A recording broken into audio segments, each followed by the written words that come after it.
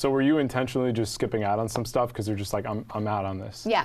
I took almost a full year to get really super specific about what I decided to do.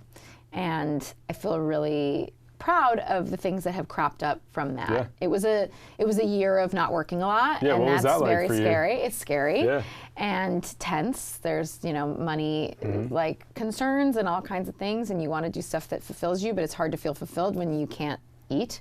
Yeah. So it's a scary thing, and I am pleased and relieved at how it has shaped and turned out, but it sort of led to this season that I'm in right now of doing a lot of different incredibly diverse roles that I feel satisfy a lot of different urges that I've wanted to act on, and it feels really great. So I'm proud of that work that I had to do, but it's not to say it will last forever either, but those are the decisions you have to make. Yeah, I give you credit for just pushing pause and having agency over your own career. Right. Because I'm sure you were just like, I gotta work, right. I gotta eat, but at the same time, I want to do stuff that fulfills me. Right. And it's a hard balance. And you also don't know what will fulfill you. Right.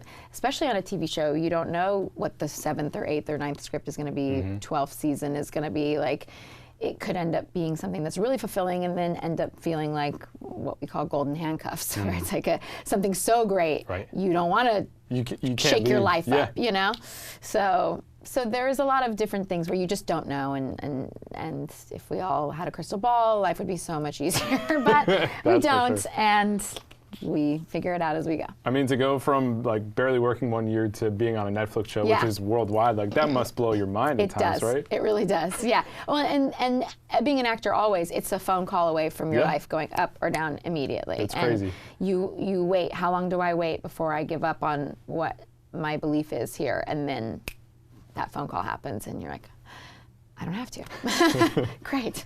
But that also doesn't always happen. Yeah, so. I hear you. How about the theater thing? It's obviously been a big part of your life. When did you get the theater bug, and what's it been like exploring that world for you? Oh boy, the theater bug came when I was 6. Yeah, it was really young for you, It was very right? early, yes. It was what I like to call Annie destroying lives. I'm like destroying lives since 1977. I saw Annie, and that was it. And you were hooked. I was done. Yeah. And I was done in my heart, but I didn't know what that meant.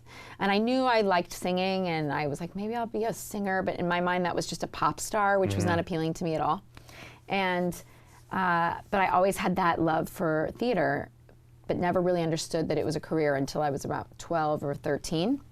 And then that's when my mom actually told me, she was like, people do this for a living. And like, oh. I was like, what? Let's get it going I am, right now. nothing else mattered. And I did my first Broadway show when I was 19. So between 13 to 19, I was just like, don't anybody stop me. This is what I'm doing. This is what's happening. Yeah, and it was because, and also I grew up in Southern California. I came to New York, and I saw like 8 Broadway shows in 8 days. It was just like went all over the place.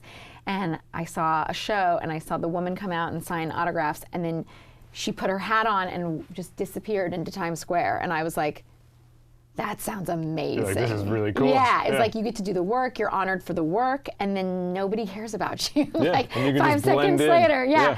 And it was so refreshing, and that's what I was missing when I was imagining my life as a pop star, was like this idea of having to like be a persona all the time. Right, you know? that's exhausting. It's You exhausting, can't and I do knew that. that at 12 years old, Right. which is crazy. But, there is something to be said for now this outreach we have with fans and the way that they sort of dictate now what gets seen in a way that they didn't before. Yeah. So it is nice to be able to have that connection now and sort of get your voice out there. But yeah, there was something really appealing about that anonymity.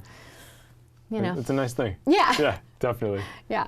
What was your favorite memory from that first show when you were 19? Oh gosh, well that show was I was in a flop, like a very big notorious flop. And I it didn't like lend to many great experiences. It's quite a way to start your career. It's quite a way. It's a punch to the gut. Yes, and also I was what's known as a swing, Okay. which means I'm not in the show all the time. I'm ready to go on for someone if they Gotcha. get sick or go on vacation or whatever. And so my actual Broadway debut was the second performance of the show. Someone got food poisoning at dinner, and I went on with 30 minutes notice Oh my gosh. in a show that was not finished with no rehearsal. So they were like running around, like telling me, like, okay, and then you run here, and then you grab this prop and you give it to so and so, and then you walk over there, and they were like fitting costumes on me. They literally, like, we ran out of time. They pushed me on stage. And Sounds I like a nightmare. It was a nightmare. No one was in the audience. Like, my parents didn't get to come. Like, no, it was just this like crazy experience. And I remember I started up, like, facing upstage and being like, this is the this is the stupidest job. Who made up this job? Who would sign up for this? Who decided it was okay to like make somebody do a Broadway show with no rehearsal at 19 years old?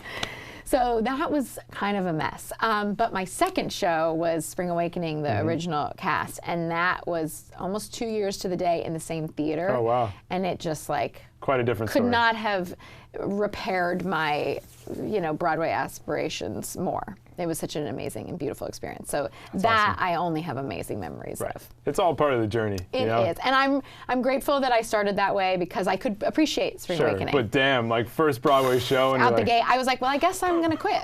I really was. I was like 19. I'm hanging up my hat, and we're like, done all right, with cool, Broadway. time to get a real job, Yeah. like salary benefits, like let's Yeah, make this I went happen. back to school. Yeah. I was like, all in to quit, but It's funny how things can change real quick. it can. Yeah, that's the theme, I guess.